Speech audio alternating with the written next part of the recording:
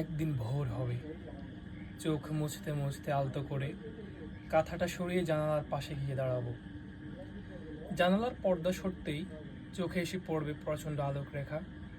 সূর্যকে সেদিন নতুন রূপে দেখা হবে, মনে হবে দিগন্তের কপালে লাল উজ্জ্বল টিপ। এ যেন প্রেয়সীর মায়াময় কপালেরই প্রতিচ্ছবি। সেদিনের সে ভোর জানান দিবে এক নয়া বার্তা। দুঃখকে অতিক্রম করে সুখ নামের সে বস্তুর পায়ে লুটিয়ে পড়বার সূচনা হবে। সেদিন পাখিরা সুর বদলাবে, দুঃখকে তারা তোয়াক্কা না করেই গেয়ে যাবে সুখের নব নব সঙ্গীত। কিশোরীর কলহাস্য সেদিনের সেই সকালটাকে মুখর করে তুলবে। প্রিয়ংবদা কিশোরীদের মুখ হতে নিঃসৃত হবে সুখকর বাণী। তাদের কপালেও দেখা যাবে সুখেরই ক্ষুদ্রাতি ক্ষুদ্র কিছু লক্ষণ। ওদের চুলের গন্ধে মাতোয়ারা হয়ে উঠবে, উপক্রম হবে।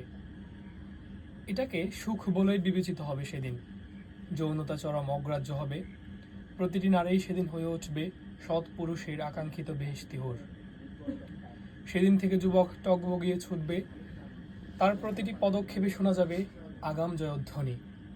সেদিন দিক বিদিক অশ্বপাল ছুটবে যুবককে সওয়ার করে, জয় আর সুখের পায়গাম পৌঁছে দিতে ধরিত্রীর প্রতিটি ধারে ধারে, প্রতিটি কোনায় কোনায়। যুবক যৌনতার উগ্র কুৎসিত আকাঙ্ক্ষা ভুলে যাবে। সে হয়ে উঠবে বিশ্বস্ত প্রেমিক, যে প্রেমিকার গলচুম্বন করে সুখী হবে পবিত্র বন্ধনী থেকে। সেদিন প্রেমিকা কথা রাখতে শিখে যাবে। মন ভাঙা আর মসজিদ ভাঙার সমান তাৎপর্য পৌঁছে যাবে প্রতিটি মানুষের প্রাণ অবধি। সেদিন থেকে কেউ কারো মন নিয়ে খেলবে না, ভীষণ সমীহ করবে প্রতিটি সম্পর্ককে। তখন প্রেমিকার হাত ছুলে পাপ হবে না, তার কপলে আলতো স্পর্শে কেউ অবাক হয়ে কুৎসা রটাবে না। তখন প্রতিটি রাত হবে জ্যোৎস্নার সমারোহ, অমাবস্যা বিদায় নেবে চিরতরে। সুখের সেদিনে অসুখের কোনো বালাই থাকবে না, দুঃখ নামের কোনো ধ্বনি আর উচ্চারিত হবে না ধরাধামে।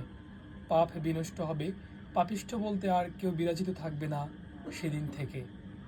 মানুষ বাঁচবে বাঁচার মতো, দেখবে নিজের মতো করে, ধেয়ে যাবে সেদিকে যেদিকে তার সুখ আছে বলে আত্মা সায় দিবে।